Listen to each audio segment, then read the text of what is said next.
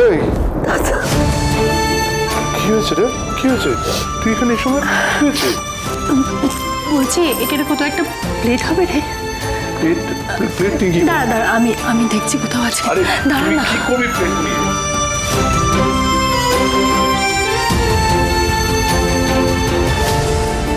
নে খেয়ে দেখ। সরোজিনী রান্না করেছে। শুধুমাত্র রান্না করেছে রে? ওর হাতের রান্না খেয়ে সবার চোখ একেবারে কপালে ওঠার জোগাড়। চিংড়ি মাছ দিয়ে সোনা মুগ ডাল আর ইলিশ মাছের কোরমা। আচ্ছা, তুই বলে দিয়েছিলিস তাই তো? আরে কেমন হয়েছে খেতে? নিজেই খেয়ে দেখ। খা না, খা।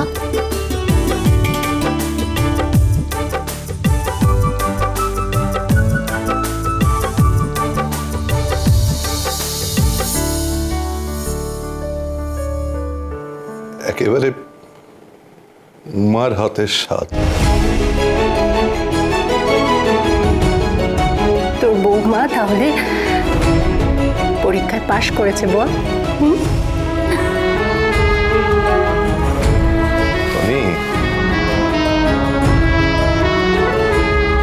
ওকে আমি ছোট থেকে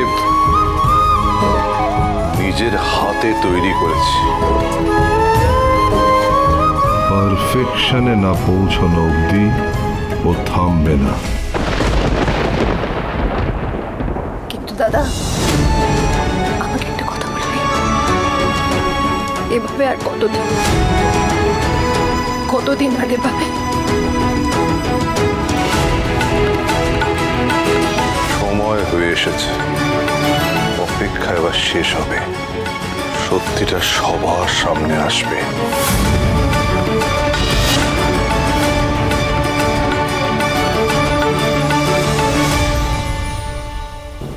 রাগিনী ম্যাম, আজ একটা বড় ব্লাস্ট অপেক্ষা করছে আপনাদের জন্য।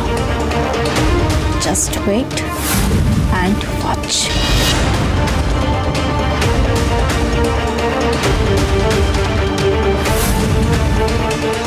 আজকের এই ভিডিওটা যদি আমার হারিয়ে যাওয়া দাদা আর অনু দেখে, তাহলে তারা নিশ্চয়ই আমার খোঁজ করবে। তারা নিশ্চয়ই খোঁজার চেষ্টা করবে যে আমি এই ছবিগুলো কোথা থেকে পেলাম। আর সেটা খুঁজতে খুঁজতে যদি ওরা আমার কাছে পৌঁছে যায়। আমি তোমাদের কাছে হাত জোড় করছি, আমাকে একটু একা ছেড়ে দাও। বেরো এখান থেকে। এই বিনু, এই ওরকম বললে হয় নাকি রে? আরে তোকে একা ছেড়ে গেলে তুই আবার তো ভাঙচুর শুরু করবি। এই শোন না, আরে তোর মাথায় কি ঢুকেছে কিছুই তো বুঝতে পারছি না। কাউকে কিচ্ছু বুঝতে হবে না, আমি সব কিছু ভেঙে পারবি আটকাতে, আটকাতে পারবি না। তোমার ছেলেকে বেরোতে পারো, বেরো এখান থেকে। তোরা বেরো।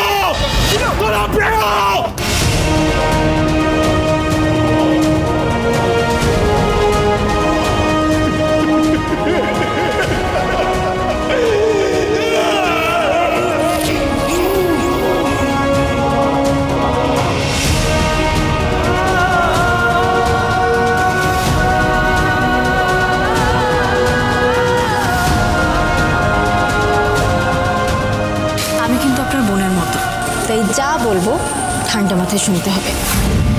আমি সরোজের ছবি নিয়ে আসছি। কেন কেন কেন কেন আমি আশা করতে গেলাম? কেন আমি সবকিছু না জেনে বিশ্বাস করে বসলাম যে রিপোর্টার দিদি আমার হারিয়ে যাওয়া বোন সরোজ? কেন করলে তুমি আমার সাথে এরকম? কেন করলে? আমি তো মেনে নিয়েছিলাম আমার হারিয়ে যাওয়া বোনটাকে আমি আর কোনোদিন দেখতে পাবো না, কোনোদিন তার মুখ থেকে দাদা ডাকটা শুনতে পাবো না। কেন তুমি রিপোর্টার দিদিকে পাঠিয়ে আমার ভেতরে আশা জাগিয়ে তুললে?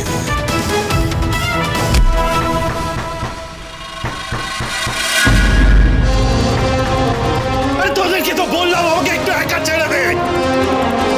তোর আমার কথা শুনবি না তাই না? কেন তোর বাচ্চার হাত কাটছিস?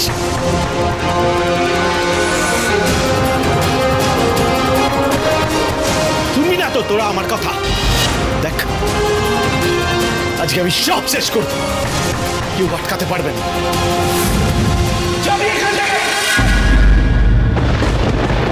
আজকে আমার মাথা গরম আছে, আজকে চলে যান আপনি এখান থেকে। আপনি প্লিজ আমার কথাটা একবার শুনুন আমার কথাটা প্লিজ। আমি শুনবো না বললাম তো, যান এখান থেকে। দেখুন, আমি কিন্তু যাব না। আমার উপর জোর দেখিয়ে কোনো লাভ হবে না। আপনি যদি জোর করে আমার মুখের পর দরজা বন্ধও করে দেন, আমি কিন্তু বসে থাকবো এখানেই সারা রাত, কিন্তু আপনার সাথে কথা না বলে আমি যাব না। আমি বন্ধ করব।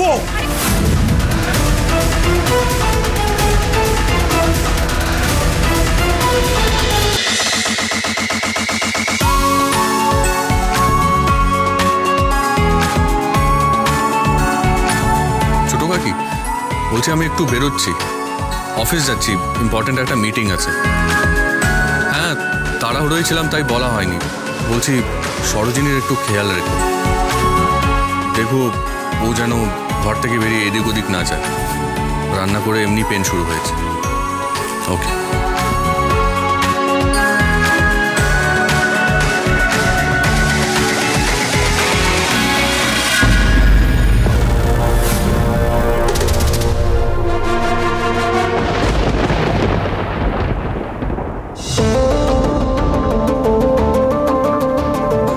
জোর করে কিন্তু দূরে সরানো যাবে না।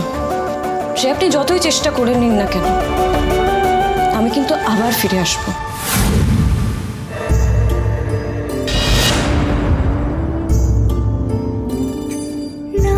আপনি একটা জিনিস লক্ষ্য করেছেন, আমি কিন্তু আপনার ছায়ার সাথেও মিশে গেছি।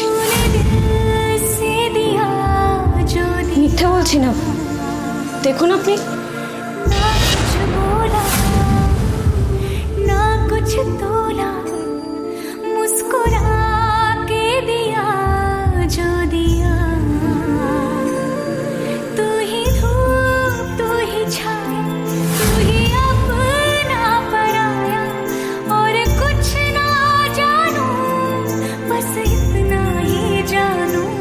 কেন করছেন আপনি এরকম?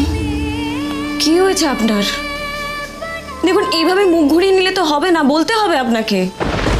বাইরে সবাই বলছে আপনি নাকি অদ্ভুত আচরণ করছেন, কাউকে কাছে আসতে দিচ্ছেন না। কেন, কিসের জন্য করছেন আপনি এরকম? আচ্ছা ঠিক আছে, কাউকে বলতে হবে না, আমাকে অন্তত বলুন কি হয়েছে। কার ওপর এত রাগ দেখাচ্ছেন? নিজের উপর, নিজের এই সোনায় বাঁধানো কপালটার উপরে রাগ দেখাচ্ছি আমি। বলো, শুনে নিয়েছে, এবার ছাড়।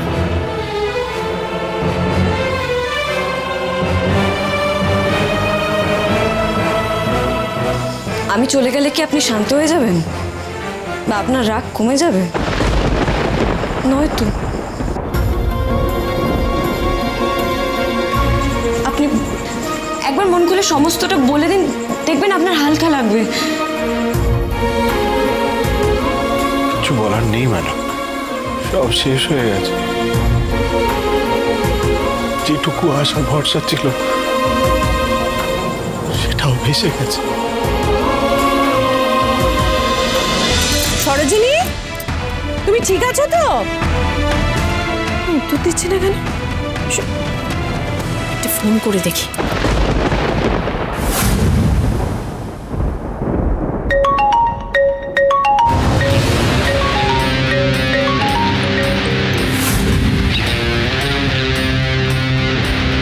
কার ফোন বাজলো?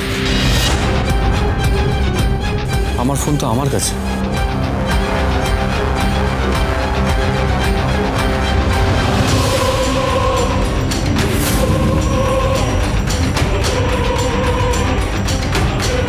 গাড়ির থেকে মনে হয় আওয়াজটা আসছিল।